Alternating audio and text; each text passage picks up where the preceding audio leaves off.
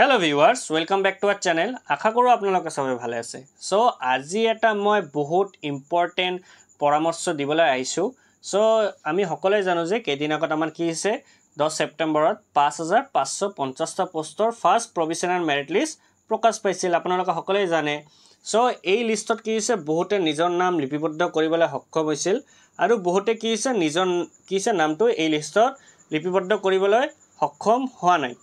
So মই এই student বিলাকক ক'ব বিচাৰো যে আপোনালোকে কি কৰিব পাৰে এতিয়া সেকেন্ড লিষ্টৰ কাৰণে আৰু থাৰ্ড লিষ্টৰ কাৰণে ওয়েট কৰিব পাৰে। আমাৰ তাৰ পিছত আমাৰ 2 নম্বৰ পইণ্টটো হ'ল যে আমি ফেসবুক আৰু ইউটিউবত দেখিছো যে বহুবিলা স্টুডেন্টে এটা কমন কোৱেশ্চন কৰি আছে, স্যাৰ মই এইটো যেটো ডিস্ট্ৰিক্ট আছে এই ডিস্ট্ৰিক্টত এপ্লাই কৰিছিলো, ভাবিলো এটা কোন এটা ডিস্ট্ৰিক্টত এপ্লাই কৰিছে হিয়তে।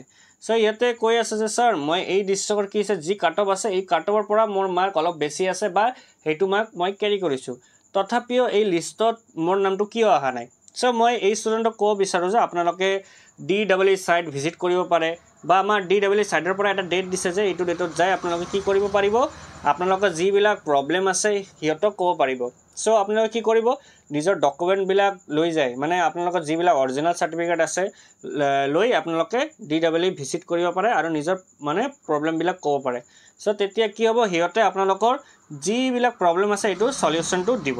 সো মই এটো ক্লিয়াৰ যে হেতু কি হ'ব সলিউশনটো ওলাই যাব, মানে সকলো এটা প্ৰবলেমৰ কি থাকে এটা নিজা সলিউশন থাকে। সো আপোনালোকে যাৰ এটো প্ৰবলেমটো হৈছে আপোনালোকে নিজে কৰিব লাগিব। সো গৈ কেনে আপোনালোকে কি কৰিব এই প্ৰবলেম বিলাক আপোনালোকে ক'ব, ঠিক আছে। তাৰ পিছত আমি দেখিবলৈ পাইছো যে আমাৰ কি হৈছে জিটি পিজিটি ৰিজাল্টটো নিদিয়াৰ কাৰণে এতিয়ালৈকে কি হৈছে জিটি পিজিটি ৰিজাল্টটো দিয়া নাই। সো কি হৈছে এটো নিদিয়াৰ কাৰণে আমাৰ ওভাৰল্যাপিংটো হৈ আছে। কেনেকৈ মই গম পাইছো আপোনালোকক কৈ আছো যে আমি সকলোৱে জানো যে কি হৈছে বহুবিলাক স্টুডেন্ট আছে যেটো জিটি পিজিটিৰো পাইছে আৰু আমাৰ 5550টা পোষ্টৰ যে ইউপি পোষ্টৰ হিয়তেও এটো পোষ্টটো পাইছে। তো এতিয়া আপোনালোকে ভাবাচোন হিয়তে যদি জিটি পিজিটিও পায় বা কি হৈছে ইউপিটো পায় তেতিয়া হলে কি হ'ব হিয়তে দুটা পোষ্ট কি কৰি আছে ক্যাৰি কৰি আছে। হিয়তৰো দোষ দি লাভ নাই, কিয়নো আমাৰ গভৰ্নমেন্ট সাইডৰ পৰা কি হৈছে এতিয়ালৈকে হিয়তৰ লিষ্টটো প্ৰকাশ কৰা নাই, যাৰ কাৰণে হিয়তে নিজৰ কি হৈছে নামটো উইথড্ৰ কৰিব পৰা নাই। যদি কেইদিনৰ ভিতৰত গভৰ্নমেন্টে এই উইথড্ৰ ফৰ্মটো হিয়তক দি দিয়ে বা ৰিজাল্টটো দি দিয়ে তেতিয়া হলে হিয়তে কি কৰিব পাৰিব নিজৰ নামটো ইউপিৰ পৰা মানে উঠাই কেনে জিটি পিজিটি নিজৰ নামটো লিপিবদ্ধ কৰিবলৈ পাব। সো মই আশা কৰো আপোনালোকে বুজিব পাৰিছে।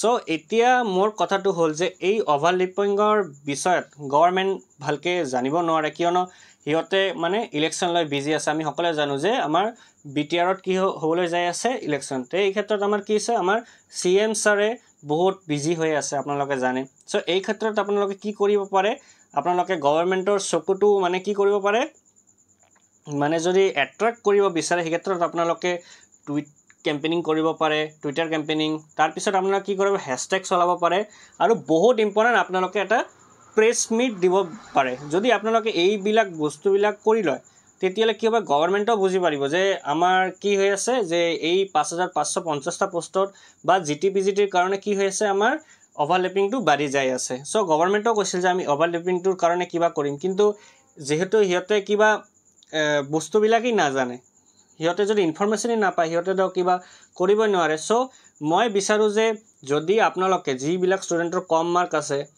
হিয়তে যদি নিজৰ মাৰ্কটো নিজৰ নামটো যদি এই 5550টা পোষ্টত লিপিবদ্ধ কৰিব বিচাৰে তো আপোনালোকে নিজেই কৰিব লাগিব, কিয়নো যিবিলাকৰ নাম আহিছে হিয়তে তো কিবা মাথা না মাৰে, কিয়নো হিয়তৰ হৈছে চাকৰি। আপোনালোকে গম পায় যে ফাৰ্স্ট প্ৰভিজনাল মেৰিট লিষ্টত যদি নাম আহে হিয়তৰ নামটো ফাইনাল লিষ্টত আহিব।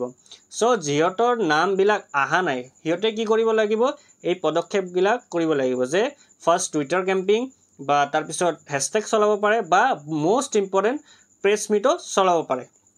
সো এইবিলাক কৰিলে আপোনালোকৰ ওভাৰল্যাপিংটো কি হ'ব কমি যাব।